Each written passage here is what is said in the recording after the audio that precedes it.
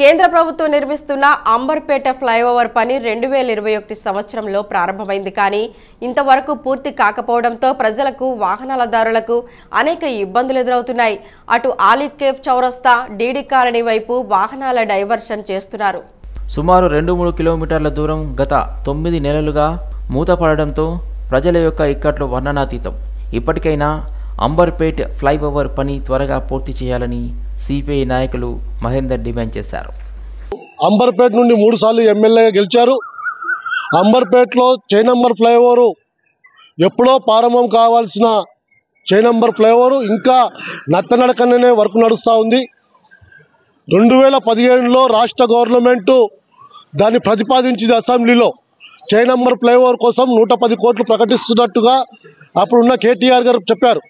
కానీ కిషన్ రెడ్డి గారు ప్రతిపక్షంలో ఉండి చైనంబర్ ఫ్లైఓవర్ జాతీయ రోడ్డు కాబట్టి స్టేట్ గవర్నమెంట్ కాకుండా ఆల్ ఇండియా గవర్నమెంట్ దీన్ని ఏర్పాటు చేస్తుందని చెప్పి అప్పుడు 4 సంవత్సరాలు అడ్డుకున్నాడు.